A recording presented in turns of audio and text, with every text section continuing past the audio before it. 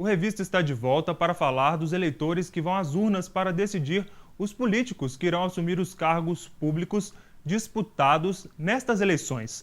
Uma prática que, além de obrigatória, é direito de todos os brasileiros natos ou naturalizados a partir dos 16 anos. Hoje, o processo eleitoral é seguro e tecnológico. Mas você já parou para pensar de onde veio a ideia de voto e como ela chegou no Brasil? Na última reportagem da série Eleições, relembre a trajetória e o passado político eleitoral do nosso país para entender melhor o que vivemos hoje.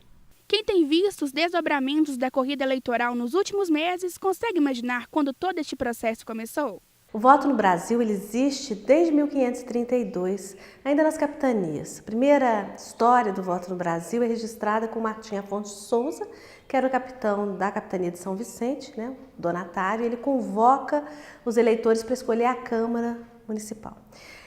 Durante esse período colonial, o que a gente tem é uma votação dos chamados homens bons, que são aqueles homens que têm algum status na sociedade, são cristãos, não têm, teoricamente, nenhuma pendência na justiça, mas a questão religiosa pesava mais do que a questão política. Após a independência do Brasil, em 1822, foi criada a Constituição de 1824, que mudou o sistema de votação.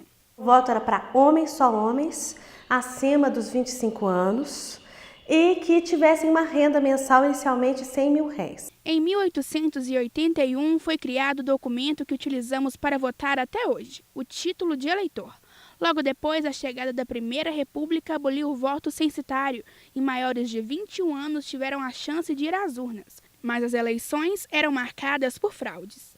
Por causa de tanta fraude, por causa desse controle, que na verdade era um descontrole, né, do que se tinha dentro das urnas, ninguém confiava no que estava dentro das urnas, né? Ninguém confiava nas eleições. Estudando a história, a gente pode entender o porquê, né? A orientação eram daqueles políticos, partidos, né? Pessoas com maior poder aquisitivo que controlavam todo o fluxo eleitoral. Já no século XX, durante o governo de Getúlio Vargas, foi elaborada uma nova legislação eleitoral que trouxe conquistas para os eleitores: o voto secreto e o sufrágio feminino. O processo de ditadura militar ele esgota toda a participação eleitoral, né? Porque você tem suspensos os direitos civis e direitos políticos, você tem uma restrição desses dois campos do direito. O presidente da República, juntamente com o vice, ele passou a ser eleito indiretamente.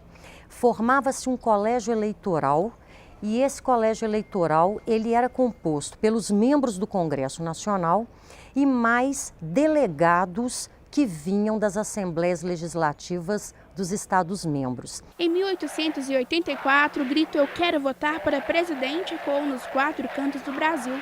O movimento das diretas já foi marcado pela pressão popular por democracia. Nos idos de 1985, vai ser apresentada a Emenda Constitucional número 26, que vai convocar uma Assembleia Nacional Constituinte para o Brasil, ou seja, para que fosse elaborada e promulgada uma nova Constituição para o Estado brasileiro. Foi nesta Constituição, que foi promulgada em 5 de outubro de 1988, que o voto direto para presidente voltou a ocorrer no Brasil. Em 1989, os brasileiros voltaram às urnas. Entre os candidatos estavam Luiz Inácio Lula da Silva, Leonel Brizola, Paulo Maluf e Mário Covas. Fernando Collor de Mello foi eleito presidente do país. É uma eleição muito bacana, muita gente não viveu isso, tem muita gente jovem, mas quem viveu vai lembrar que a gente tinha assim, múltiplos candidatos. Hoje a gente também tem muitos, mas antes era muito mais e a disputa muito mais acirrada. Durante a trajetória de 482 anos das eleições no Brasil, muita coisa já mudou. E o passo que os mais de 142 milhões de eleitores vão dar no dia 5 de outubro pode contribuir e muito para a construção da história do nosso país. O que se vê hoje é a identificação biométrica do eleitor, ou seja, a Justiça Eleitoral ela se esforça por ter um processo eleitoral muito transparente, cada vez mais transparente, cada vez mais imune às fraudes, né? Logicamente, no que concerne à Justiça Eleitoral, ela vem tentando, né? Claro que ainda há compra de votos, mas isso, né, infelizmente, a Justiça Eleitoral não pode conter. Aí já é um caso do próprio eleitor ter essa consciência.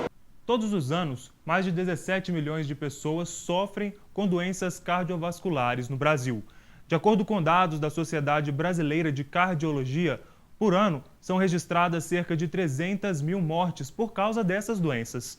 No ponto de vista desta semana, você confere a opinião do especialista em enfermagem cardiovascular, Djalma Vieira Neto, sobre os desafios de manter o coração saudável.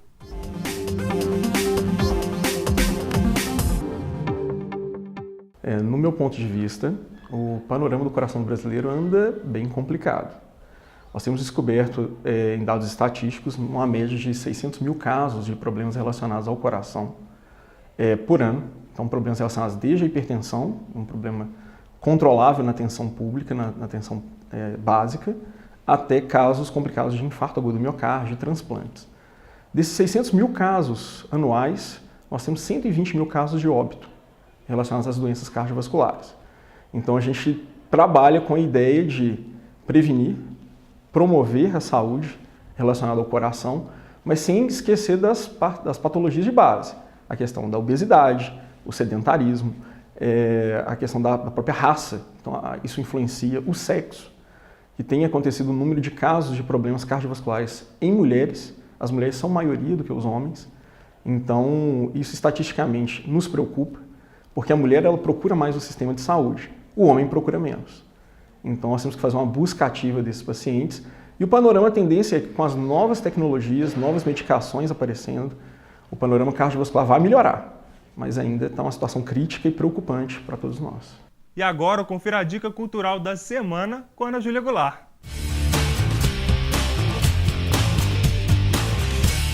No quadro desta semana, o nosso passeio é pelo mundo dos coquetéis.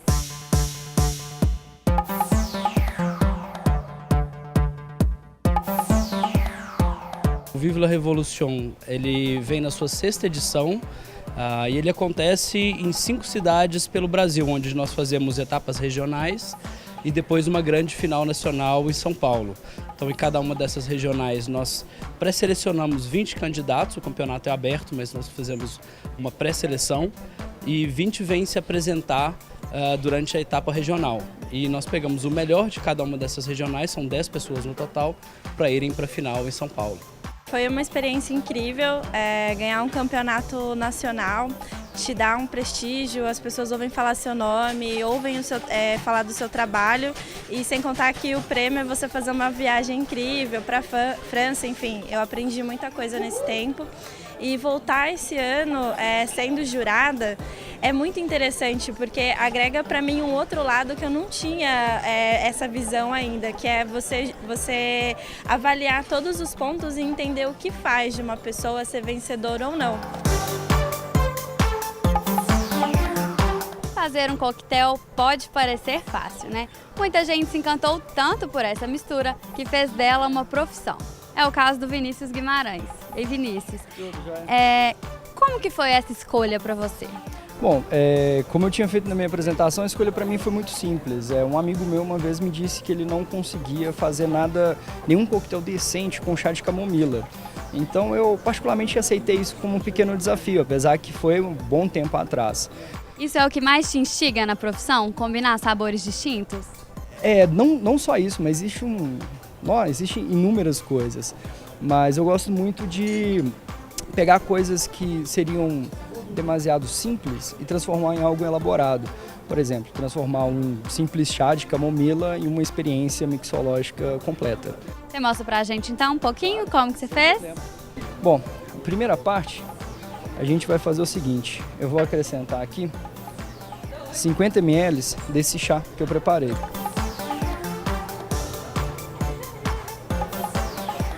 Na sequência, vamos adicionar 10 ml de Simple Syrup. Simple Syrup, para quem não sabe, é um xarope simples de açúcar. É como se você pegasse um liquidificador, acrescentasse 2 xícaras de açúcar e 1 xícara de água. Batesse bem até que ficasse homogêneo, é um xarope simples. Vou colocar 10 ml. 5 ml apenas para correção de sabor. e para os ingredientes conversarem um com o outro, de suco natural espremido de limão siciliano, que é um limão, aquele limão amarelo da casca mais grossa. É um limão muito mais saboroso, muito mais aromático também.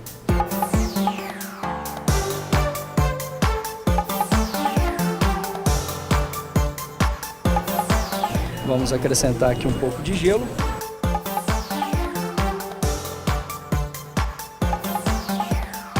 Fazer o que nós chamamos de shake.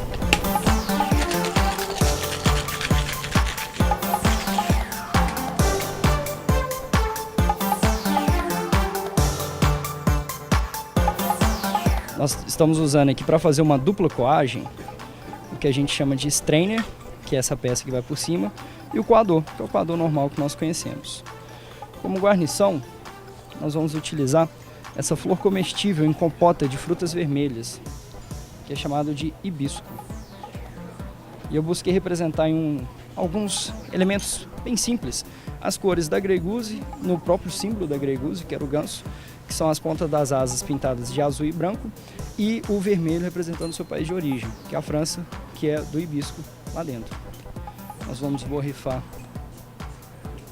para aromatizar a taça um extrato que eu fiz à base de madeiras de lei e algumas outras ervas, e na superfície do coquetel uma tintura à base de baunilha, laranja e limão siciliano, casca de limão siciliano. E está pronto o nosso jardin. A ideia de trazer esse chá é justamente trazer o conforto do chá, porque o chá remete a jardim, remete a campo, uma coisa mais aconchegante, uma coisa confortável. Então, por que não trazer esse conforto para o nosso formato sofisticado de coquetelaria? Muito obrigada, Vinícius. Gente, o cheiro tá bom. Eu, como estou em trabalho, não posso beber, né? Vamos ficar todo mundo aí na vontade. Essa é apenas a segunda etapa do campeonato, que tem final marcada para novembro em São Paulo. Eu te espero no quadro da semana que vem. Até lá!